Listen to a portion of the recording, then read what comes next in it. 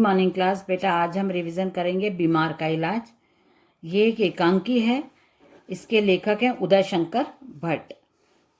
तो उदय शंकर भट्ट जी के बारे में लेखक परिचय में देखा, मैं अंडरलाइन करवा चुकी हूँ महत्वपूर्ण बिंदु आपको पहले। इनका जन्म है 1897 उत्तर प्रदेश के बुलंदशहर जिले में। उसके बाद है इनका स्वाधीनता आंदोलन में इन्होंने भाग लिया, ये इंपॉर्टेंट पॉइंट है। आकाशवाणी के परामर्शदाता और निर्देशक पद पर रहे, ये एक इम्पॉर्टेंट पॉइंट है। उनका निधन 1966 में 28 फरवरी को 28 फरवरी को हुआ था। इनके रचनाएं हैं तक्षशिला, युगदीप, अमृत और विश्व विक्रमादित्य, मुक्तिपथ। ये इनकी रचनाएं हैं।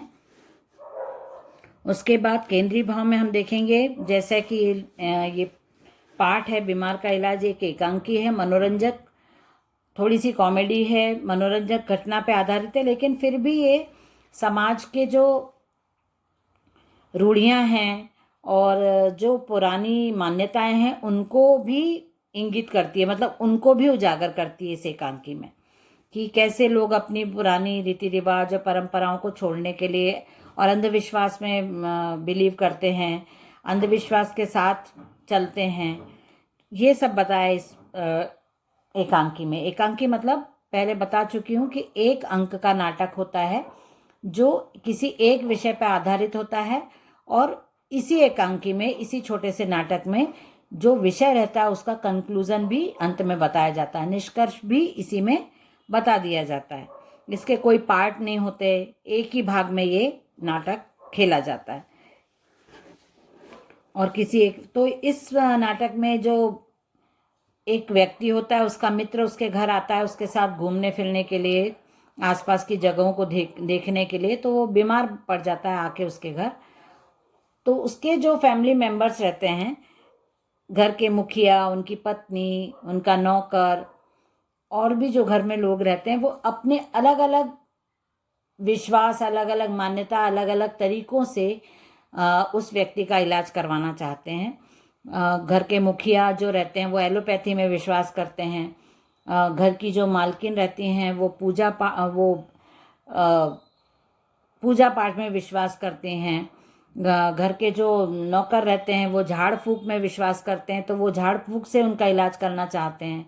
और जो मित्र हैं बीमार व्यक्ति के, वो होम्योपैथी में बिलीव करते हैं। तो ऐसे करके सब लोग उस व्यक्ति के ऊपर, बीमार व्यक्ति के ऊपर एक्सपेरिमेंट करते हैं और अपनी अपनी इलाज की पद्धति को बहुत ज़्यादा कारगर और बहुत ज़्यादा इम्पोर्टेंट बता के और उसी पद्धति से इलाज करवाने के लिए उनको फोर्स करते हैं।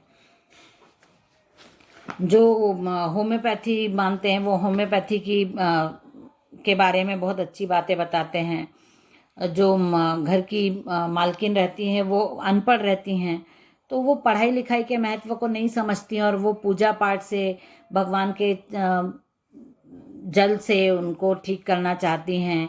पुजारी को बुलवाती हैं, ओझा को बुलवाती हैं, झाड़ फूक करवाना चाहती हैं कि नज़र लग गई है, झाड़ फूक से ये बीमारी ठीक हो जाएगी। और घर के जो मुखिया हैं वो एलोपैथी में ये दवाई लेना चाहिए, ये दवा काढ़ा, मतलब ये पीना चाहिए। घर के जो नौकर हैं वो काढ़ा बना बना के देने में विश्वास करते हैं। तो ऐसे आपस में ही घर के परिवारजनों का वो चलता रहता है कि कौन सी पद्धति से उस व्यक्ति का इलाज करवाया जाए। इस एकांकी में ये भी बताया है कि वो लोग इलाज करने के लिए, मतलब अपनी पद्धति को सही बताने के लिए आपस में झगड़ा भी करने लग जाते हैं। मेरी इलाज की पद्धति सही है, इस बात को लेके आपस में वो लोग एक दूसरे से झगड़ भी लेते हैं। यहाँ पे लेखक ने लोगों के जो प्रवृत्तियाँ रहती हैं, मतलब तरह तरह की जो मान्यताएं लोग अपनी अपनी जो मन में रखते हैं उसको भी बताया है, और उसको थोड़ा व्यंग के माध्यम से बताया, जिससे हमारा थोड़ा मनोरंजन भी हो सकता है।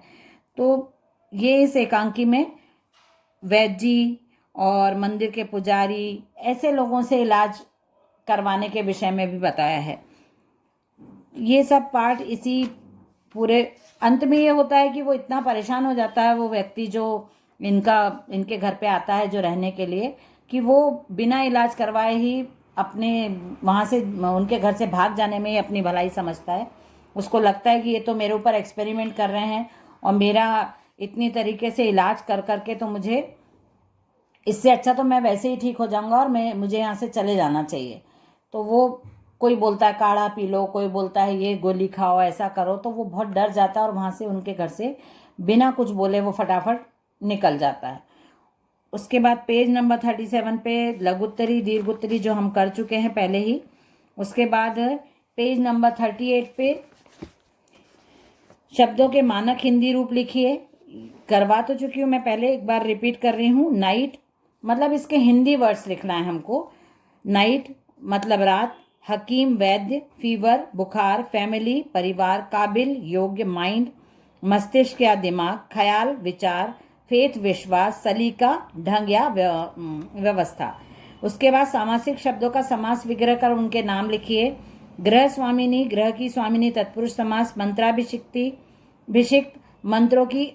मंत्रों का अभिषेक तत्पुरुष समास। पढ़े लिखे द्वंद्व समास। माता पिता द्वंद्व समास। यथाशक्ति अव्ययी भाव समास। चौराहा द्विगु समास। नीलकंठ बहुब्रीहि समास। गजानन बहुब्रीहि समास। पीताम्बर बहुब्रीहि समास। उसके बाद भिन्नार्थक शब्द हैं, अलग अलग अर्थ हैं इनके और बोलने में सेम प्रोनाउंसिंग, मतलब समोच्चारित भिन्नार्थक जो शब्द हैं वो हैं अतुल अतल। अतुल का मतलब होता है असीम, जिसकी कोई सीमा नहीं। अतल अथाह। अभय मतलब निडर। उभय दोनों। आकर खजाना। और आकार, आकर मतलब क्रिया भी होता है। उसने आकर, वह आकर चला गया, या उसने आकर मुझे बताया, ये क्रिया के रूप में भी यूज कर सकते हैं। और आकर मतलब खजाना, आकार मतलब रूप। आभरण आभूषण, आवरण ढकना। बलि जो बलिदान देना या चढ़ावा चढ़ाना, मान्यता के किसी मान्यता के अनुसार चढ़ावा चढ़ाना, उसको बलिदान बोलेंगे या बलि बोलेंगे। बलि मतलब सशक्त, जो बलवान है, जिसमें बहुत शक्ति है। प्रसाद चढ़ावा और चढ़ौती चढ़ाना या प्रसाद चढ़ाना या भोग लगाना। प्रासाद मतलब महल।